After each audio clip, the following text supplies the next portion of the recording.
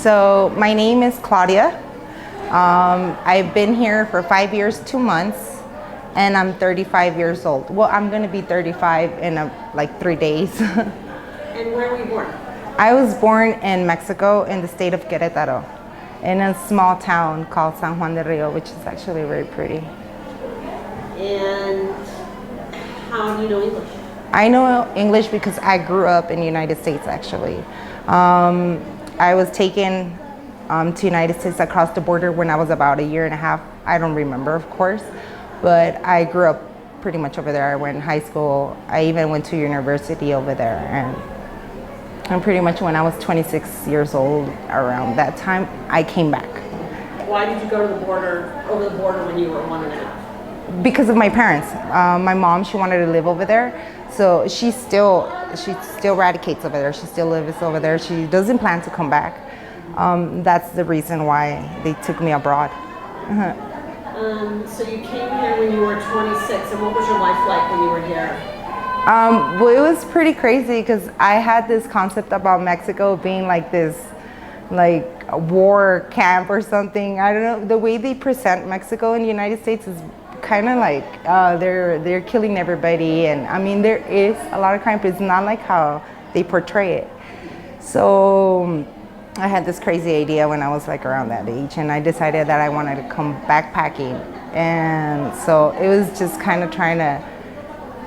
I didn't arrive to a home. I just kind of like threw myself into an adventure, living on the streets, trying to like learn how people got along and everything. So it was pretty intense when I first came because I was alone, completely alone. I was a woman in Mexico, alone with a backpack.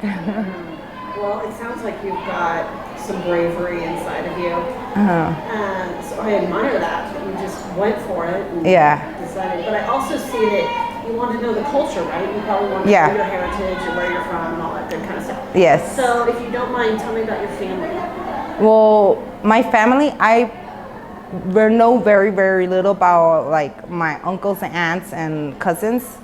I know they exist, but we didn't grow up together. Like for me, my family is just my mom and my brother.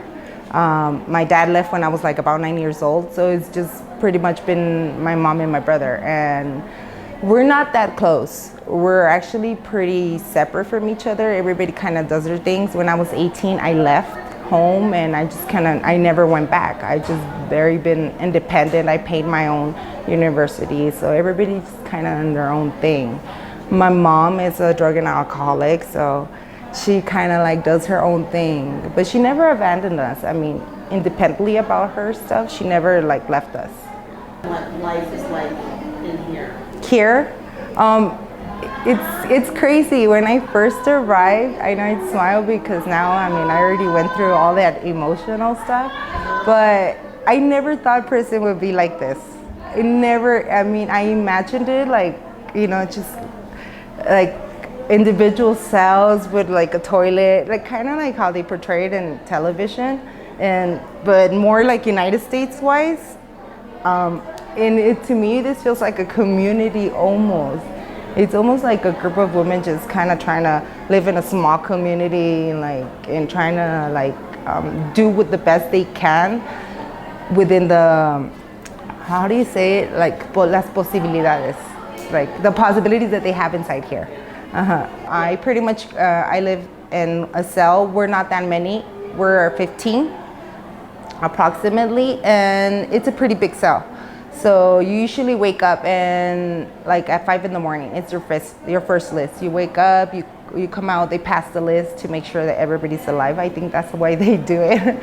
And then after that, you get to sleep a little bit longer. And usually like the girls start showering, you know, they heat up like a bote, like, I don't know how they call that. One of those things. I don't know.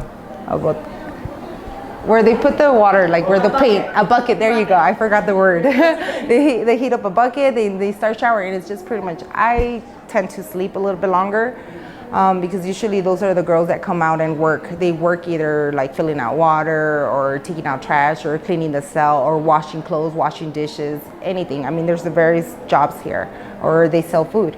But like around 8 o'clock, all the screaming starts, you know, like all the action, the moving, and some girls are already fighting, some girls are like on their own business, music starts, and it's just chaos completely in the morning. Like you're taking out your buckets so they can get filled up. Like everybody's, like the whole place just wakes up like at 8 o'clock. It's just hectic.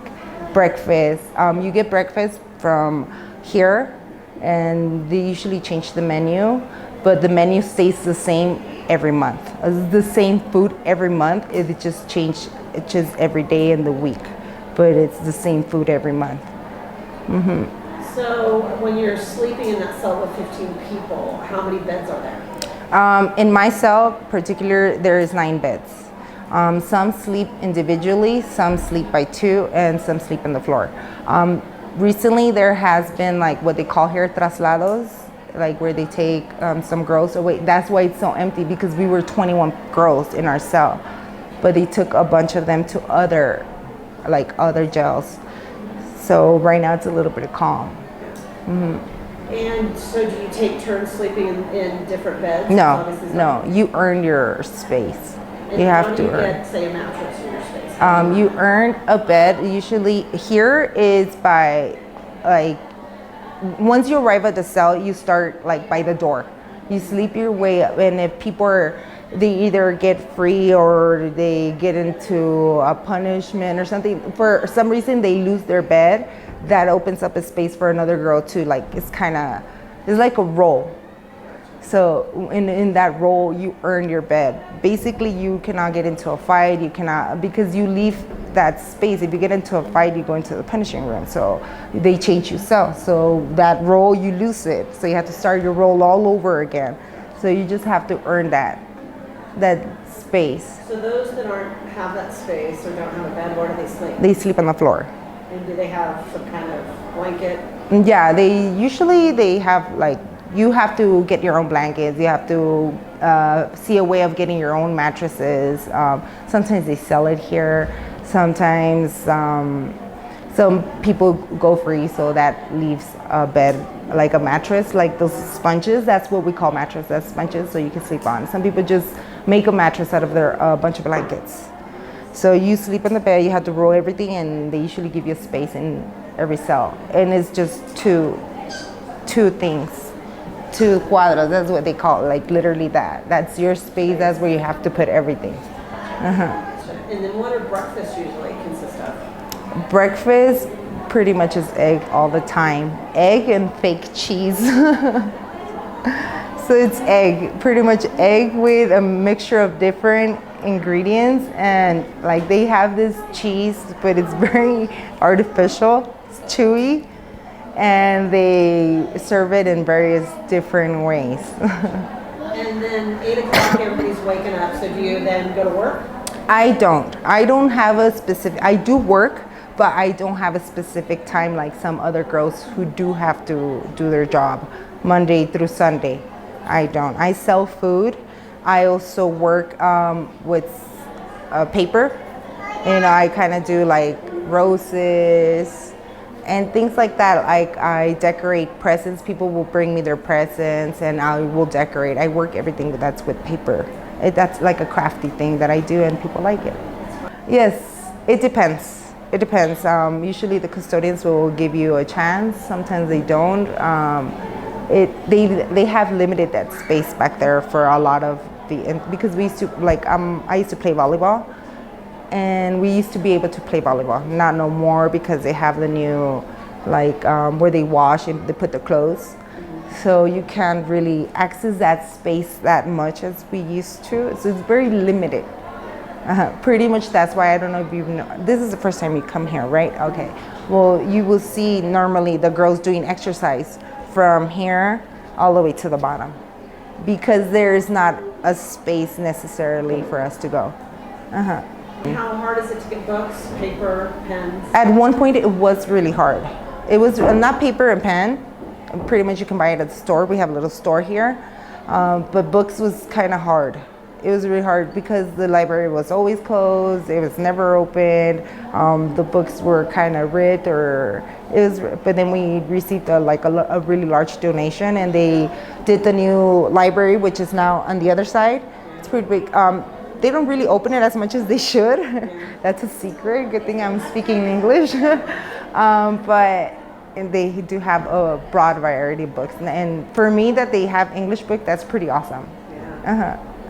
What do you worry about? About right now, about going out, about leaving this place. I know it sounds crazy, but there's a part of my story. I arrived pregnant. I had my baby here pregnant, and I passed my whole pregnancy. I had my baby, and when she was about 1.5 years old, I decided to extern her, which means that I gave custody temporary to somebody that can take care of her. So I've been all my life without kids, and I'm scared of leaving because I'm gonna be a mom, really, and I've never have experienced anything like that before in my life. So that makes me really nervous and all these emotions, and it kind of gives me that thing that I get scared and I don't want to leave. Do you have a date to leave? I don't know exactly my date, but I know that it's in August. I finally, won't owe anything to Chiconautle anymore. She's with her her paternal aunt, and she takes care of her. My daughter's 4.5 years now. Well, that is frightful. Yes, it's crazy. It's a crazy story. That's a whole nother story of my life. Would you stay here in Mexico with her, or would you go back to the U.S.? I kind of want to stay here because I do want to do a transition with her. I think I cannot just go in and take her. She knows only this family. I'm a stranger to her at the end of the day, even though I am her mom. I haven't spent time with her, so I wouldn't psychologically just go in and take her. I think I would do a transition. So yes, I will stay here for a prolonged time. I don't know what will happen. I might go back to the United States, or I might not go back. It just depends how my life turns out here, because I think I have the same opportunities here or in Mexico. Or in the United States. For me, it's not a different, like how maybe people who are born here. Yeah. How was it to give birth to her? Did they take you to a hospital? You don't want to have a kid in jail. You definitely don't. You don't have the attention. I mean, you don't have ultrasounds. You don't have the attention that you should need. Medications, if you fall or if there's an accident involved or anything, they won't take you out. They won't be any nothing. I mean, unless you're like me, that gets really crazy, because I grew up in the United States where you are constantly allowed to fight for your rights, for yourself, and especially a woman. I consider myself quite a little bit more feminist, so I believe that I do have a voice, that I shouldn't stay quiet. So it's kind of a contradiction. I crash a lot here because I do voice what my opinion or what my rights should be as a human being, not just as an intern, just as a human being. So I did fight a lot of things here. I wrote a lot of things, and so in a way I got a little bit more of a better attention than some of the other interns here. Is there something you would like to share in everything that we've talked about? Well, thank you for giving me the opportunity. It was kind of a little bit nervous, but thanks for allowing me to share a little part of my story here. I don't know what kind of message. I mean, there's so many messages that I can give, but sometimes the girls here are forgotten. There's a lot of innocent people here, a lot, and I just think it's not exposed. And in that part of Mexico, that corruption within their legal system is, I'm sorry to use the word, but it's pretty disgusting. It's a pretty disgusting thing, and I don't think a lot of people bring that attention to it, and maybe that's one of the reasons why I also want to stay, because it has opened my eyes to a part here that I think needs a lot of help. It needs a lot of help, and just everybody who comes from another place, just please be careful, because it can happen to you. I mean, I'm a girl who grew up in the United States. I was just backpacking, and just because of the way that I looked or the way that it wasn't presentable to their society, I got brought in here, and I got accused for 36 pesos, and I am here for 5 years. And I'm gonna complete my sentence in 5 years, 8 months. So I mean, anybody can go through it. So just really be careful and always tell everybody where you're going and things like that. Tell me a little bit more about why you want to stay. What impact do you think you can have? I think, I mean, I don't know. In my head, I envision so many things, like reaching out to like the world, pretty much. Like, I don't know, starting out maybe writing a book. I actually do want to write a book about this whole situation. I've started it, but also maybe reach out to organizations, reach out to expose the situation that's really happening here, because it's everybody. I'm saying every human, just like women and men and male go through the same things, you know. But I think a lot of the women here are really forgotten. I mean, 100 men leave probably every 2 months. One woman will leave every 6 months. And what does that tell the society? That we're not worth their time to go outside and give that opportunity that they can work, they can progress. Because why? They just stay home and have babies. And I don't know, I just want to, like, I don't know, expose these women, give them that source, like plant a seed within them that there's more to it, that in the world that they evolve themselves in. Is there any backlash if they were to see things that people share or say in here? I think so. Yeah. I think so. I mean, everything is just in general, like the whole country in general there is always backlashes.